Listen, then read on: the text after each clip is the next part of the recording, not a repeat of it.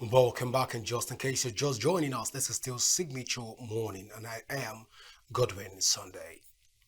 The Nigerian Police Force Sokoto State Command has confirmed the presence of an armed Islamic group called Lukarawa in about five local government areas of the state. The spokesman of the command, Ahmed Rufai, stated this while speaking with journalists in the state. He said the group, armed with sophisticated weapons, had been operating in Gudu, Tangaza, Binji, Ilila, and other local government areas to impose its belief on the populace. And he also added that the Sokoto State Command had earlier expressed concern over the emergence of another criminal group in the state. The Deputy Governor Alhaji Idris Mohammed Gobi disclosed this while also receiving participants of Course 33 of the National Defense College, Abuja, who were on the state for their part of their study exercise. Well, joining me to look at this conversation right now is a public affairs analyst, a person of Ambassador Garba Adamu. Ambassador Garba, you're welcome to Signature Morning. Thank you very much and a good morning to our viewers. Thank you. All right, so bring us up to speed. What is Lukarawa Group all about, and what's their demand? How did they even evolve and be able to capture about five states so far? Um, Good morning. Lukarawa is actually pronounced or seen as Lukaruwa. Okay, Lukarua. Yes. Okay. So Lukaruwa is more like a name coined from the Hausa name. Ruwa, Lukaruwa. People that can pass through, when water can pass through something seamlessly. Now, if we look at it critically, we have some serious challenges in our borders, which is called porous borders. We don't have those borders checked. People can troop in and troop out, just like how water can pass through once you have access, once it's not well checked or monitored, things like that can happen. And this group, where it is looked at it as a group that they emerged from Mali and Niger. Terrorist group that is not supposed to be looked at. Terrorist group, they're leaving your country to another man's country, crossing the border illegally. Instead of coming to do what is needful, they are coming to terrorize the other country. And the local government, the five or more than local government mentioned in Sokoto, they have really brought serious unrest to them. How did they emerge? They know best. But why are they here is what our security outfits need to check on it. Definitely, analyzing all this situation is another challenge to the Nigerian government, which is not what's supposed to be at the table.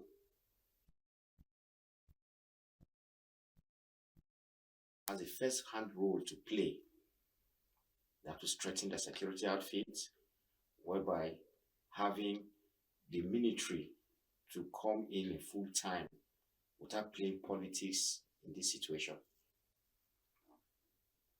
Now they have been able to face off the bandits or the kidnappers or the Boko Haram or so. Now another group have come up again. They keep on emerging because they feel it's another way of threatening lives and property, the safety of humanity.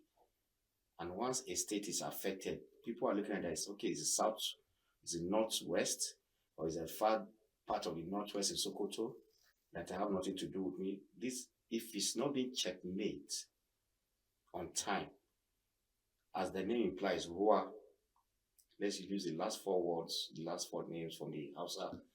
The Rua, they can keep on seamlessly moving. Before you know, we see them at the center. Interesting. Interesting so far. But then let's even look at it. Sokoto is a seat of the caliphate.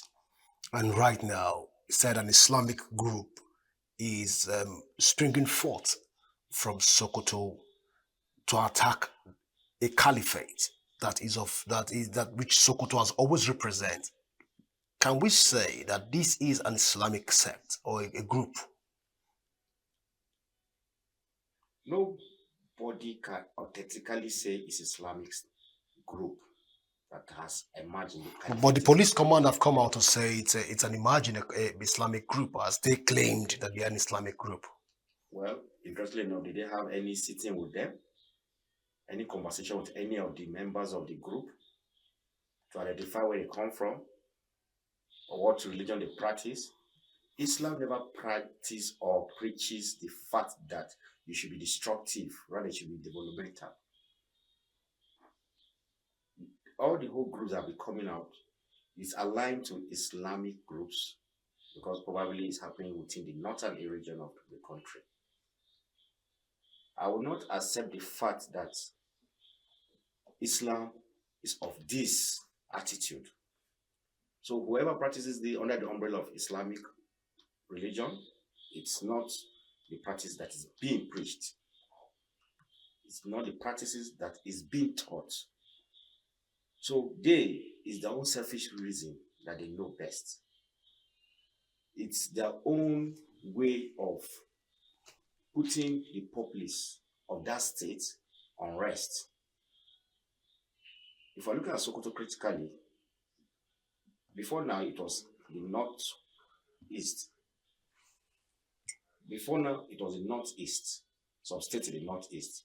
It has been okay on a lay low for a while. Now they're now coming to the northwest. And aside for the far end, we should look at it the other way around. What is their purpose? What is their interest? There must be something. Sokoto Caliphate is not just a caliphate of the Islamic State alone, but it has its own resources. I believe it has its own natural resources that we, perhaps, the citizens of the country, they are already aware of what is the motive and how did they penetrate. And perhaps we are just aware of it now, but it was something that has taken place some weeks or months before now that has come to the limelight of the media. This is something that, although crucially, is necessary for the media to take up the situation so that the whole of the people in the northwest and the northern region and in the country itself should be aware and should be at alert. Most especially all our security outfits, both the military arms, the three military arms, Navy, the Air Force, the Army, then the police, the civil defense, they all need to be on their toes. And another thing that I'm very much aligned and I'm very much aware of, the acting was chief of army staff was a period of time he paid a visit, definitely with his troop, with his men, to Sokoto to see the chaotic damages this group have just done and how they can enforce, and strengthen their barracks in the state, in the Sokoto. It's very necessary. We should learn from our mistakes. It's very necessary we should learn from what's happening in other parts of the country. All right, let me even bring this to your notice where Senator Shehu Sani has come out to say that this group are operating under some foreign elements and which has led to the ongoing power struggles with terror groups. That is, they have some backings of some foreign element to disrupt local operations, local smooth operations within local communities. How true is this? Definitely, Senator Commercial Sani, definitely, he has his facts. He must have done his fact finding, and definitely it's aligned with that. And from research given or taken, it is in documents and it's also in media houses that This group, they used Mali as a channel or Niger as a channel, but they are from France. You know, they are more like the soldiers from the France. So you see, it's not when people when all these people are coming in from through our porous borders. I keep on saying, and I stand with my words, that they use the umbrella of Islam because they're coming through the northern part of the country. But most of them are foreign armies, foreign missionaries to come and disrupt the peace due to the mineral resources. And I stand on that also. Due to the mineral resources that is endowed in those states. And this why did they pick only like 4 to 5 local governments? And by the time chaos is being there, which one will you run for? Your life or the property that is on the ground? So they have to scare the people to run for their lives. Then once you are being distracted running for your life, they are there digging what they need to dig or getting what they need to get. But why Sokoto of all places as it stands right now? Do we know the amount of the mineral resources that is being there now? They are rich. There are some findings of what they are rich in. If we want to know, Sokoto has gold. And gold is one of those things turning the world around. The resources is one among those other resources that they have. It might look like a dry desert or arid land, but they are rich. When I say they are rich in their resources, the natural resources they need. But it's unfortunate that in our country, Nigeria, our resources is not meant for the humanity sake or the citizens of the country. Rather, outsiders or foreigners, they try to see how they can illegally cut away with it. Well, Mr. Garba, as a follow up to that question, I'm asking that to also chip in this. We expecting, or one should expect at this point, that a lot of Islamic clerics, a lot of Islam's persons of the Islam proclivity, if you like to use that word, will at this point be carrying out placards, protests, and to say you are attacking the seat of the caliphate, which for Nigeria, Sokoto represents and is that's the seat of the caliphate. But we've not heard a lot of Islam coming out to talk, and Muslims especially come out to talk about this. But could that be something that we don't know even on this table? Well, interestingly enough, carrying out either a placard or a protest by the Muslims of the state or Muslims from any other state. Even across Nigeria. Yes, from any other state to kick against it. Definitely, there are some clerics who are speaking and talking against silently. It. Not silently. That you know, on the social medias, on TikToks and the rest, they are talking about it in the mosques. They are talking about it. But Islam originally and naturally can never be destroyed. It can only be it can never be distorted, neither can be destroyed. So no matter how much people who don't have that faith or believe in that oneness and submission to the God that said, this Islam is for me and it's for me alone. He is one and he has no other person like him. Fine. Now, why are we expecting these protests or these placards to be carried by Muslims? It's not in the nature of them to rally around with those placards when other people are with guns. I don't think it tallies. The placards will not work. They don't have security backups. And they cannot give up their life. Why those who are with the guns are already even harassing or threatening and killing villagers in different communities, in different local governments of the state. So if they carry a placard, is the government going to hear or help them? Already the government is aware of it, the state governments are aware of it, the federal governments are aware of it. How much have they done? So what is the carrying of the placards or the protest going to be? Is it to show that they are not in support of the banditry? Yes. The Mieti Allah, which is another, the Kaduna Sokoto branch, they have talked about it. It's in the media.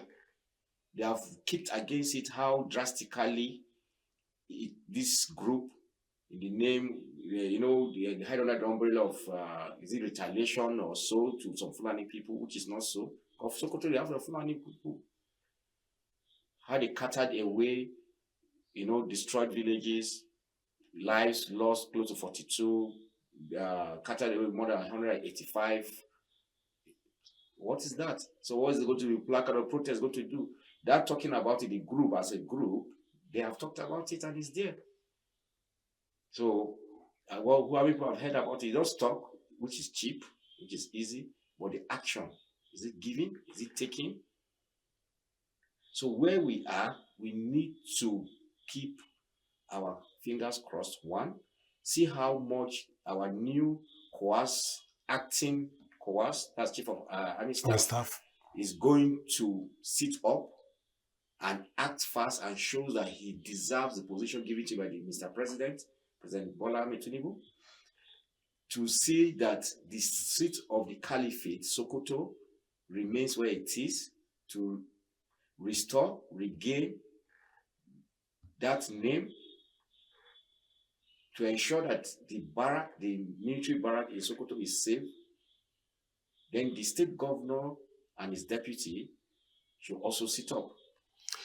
Yeah, Mr. Garba, to a very large extent, here in the north, we've observed that most times when events of this magnitude happen, it takes Northerners and locals in communities a while to speak out, probably because they are testing the waters or they want to know if there will be a reoccurrence or something.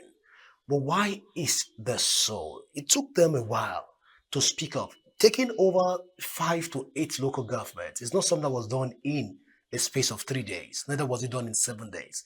It must have been systematically planned. Why does it take people, even within the North, a long while to speak about these incidents? Well, every community, every society have their leaders. So goes for the either Islamic community or the Muslim community that we're looking at. And the locals, they know they have their representative, they have their leaders. They expect, which because the leaders is one of them, is among them, and it's not just one, they have leaders. So they expect those leaders to take up the action as those representing them, to speak up, speak out, and act up. Calm them, the citizens or the masses or the locals, and as well act on their behalf and give them measures of self-defense to protect their lives and the properties they have around them. So they themselves, the locals, taking up is now going to be like a jumbo justice. They themselves coming out and taking up the action. But in the absence of a leader being proactive, and in the absence of a leader taking an action and taking a decision, wouldn't it be right for the locals to even speak up? Definitely, but where and how, when and how are they going to, who is going to hear them? Where are they going to speak to reach? When are they going to supposed to speak that they know that this is the right time speaking? I'm very certain this I'm going to say here is something that I personally witnessed it on the social media. And social media is a platform where, yes, a lot of people are now using to air their views. And these locals are using that effectively now. In as much they have the negativity of the social media, but a lot of positivity is there. Where these locals, they know that now it's what they call, they have been pushed to the wall. Where these groups, they don't come and raid. They come, they rape what they did not sow, and they raid. They rape young women, married women, and girl child, and then in front of their fathers, or husbands, or their brothers, or their sons. which is drastically unbearable and despicable. And most of these people are now going somewhere, somehow, the locals, how they can find how to speak up and speak out through the social media. So you see, they are speaking, but might not be as a group coming out with the television, that's the media house looking at them and covering them. Their first priority is the safety of their lives.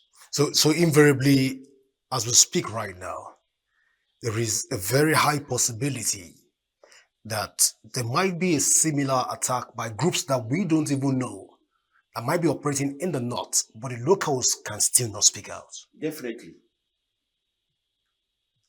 definitely, there are those kind of groups that might be operating that is not known to us. Do we know how long this Lakuro have been operating? We don't even know when they came into the country. But I still said from my onset talk, is the porous borders we have. Because Sokoto is sharing borders. In as much as Maiduguri, Borno is sharing borders. So we have all these porous borders where it's making any kind of people from the foreign countries to come in without being checked.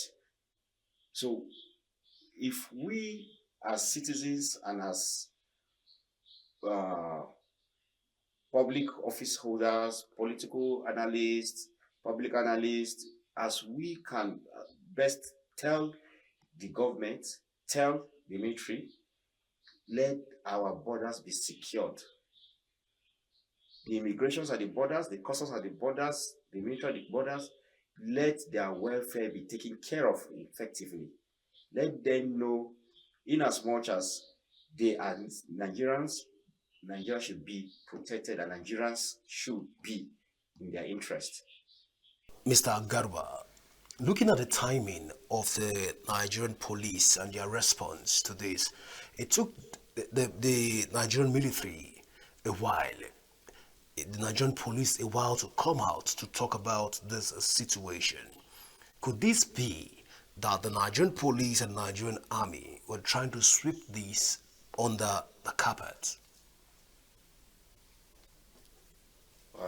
We can't clearly say and accept the fact that due to their time for the public to hear their voice means they are trying to sweep it under the carpet. I can say, ascertain to this, that with my knowledge, my encounter, my experience, and with the security outfit, how they operate, most at times when it comes to crucial issues like this, definitely there must be collateral damage, definitely there must be life loss. But when they are silent does not mean they are doing nothing. They might do their findings under the behind the scene, and fact findings need the fact that yes, they have sent some investigators. One, they must have sent some interviewers. Even if they send signals to the field to do their fact finding, well, this is we're talking about five local governments and above five local governments. With this investigation and research, claim a local government before we get a full response that will not be delayed.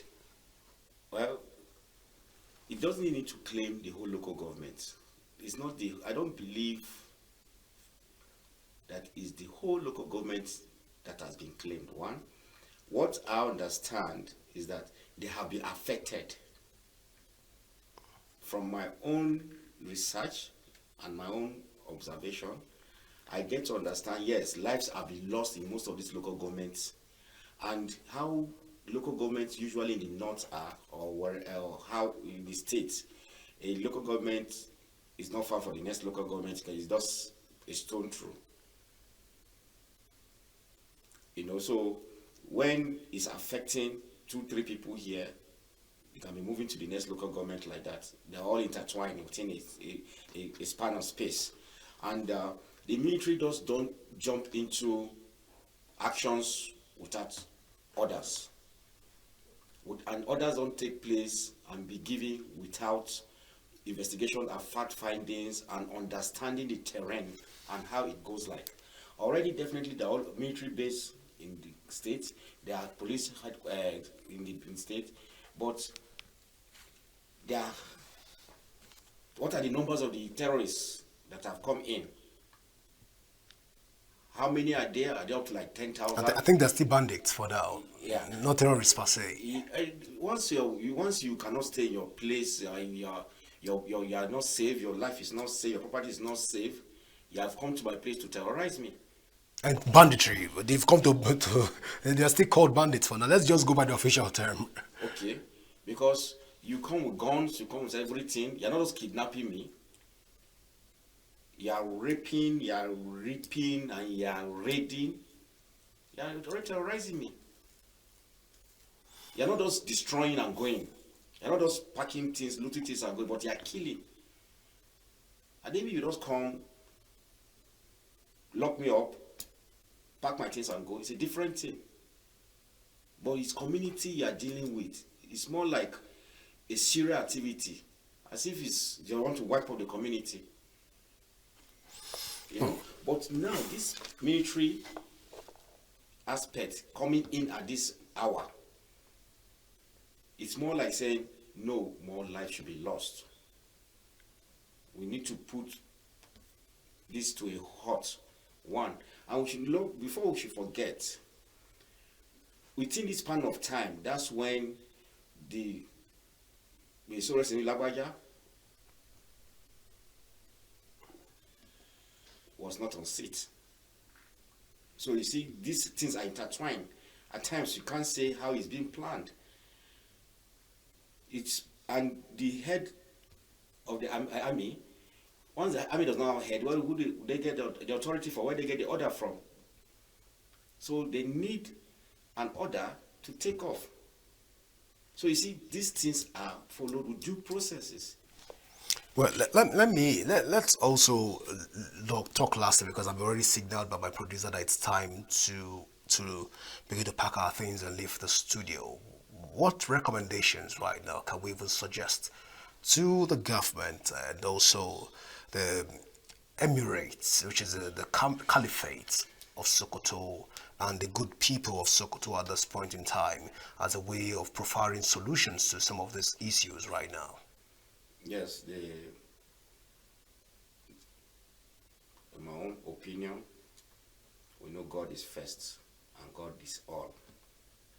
Yeah, prayer works, but prayer without action doesn't work.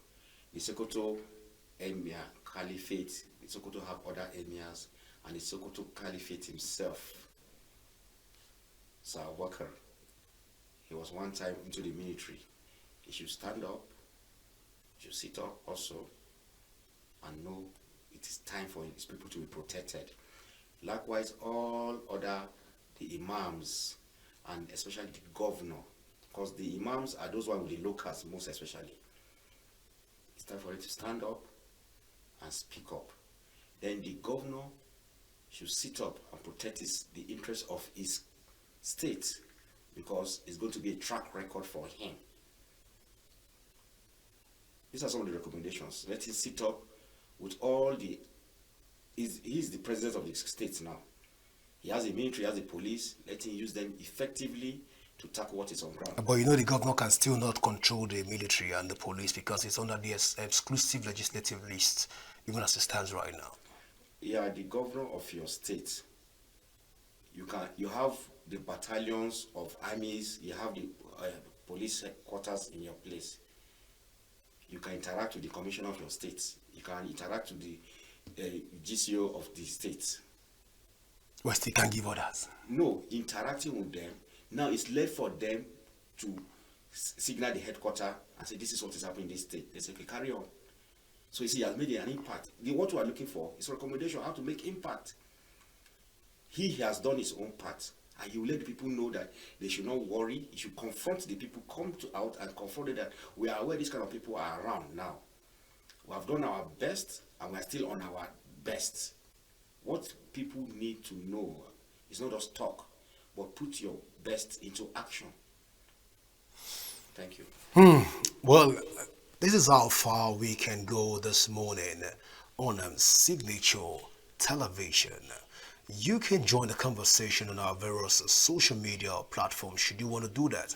You can just type on your various platforms right now, Signature TV News, to join in the conversation. I am Godwin Sunday. Do remember that peace and unity are the pathways to progress. Till I come your way, same time, same station. It's bye for now.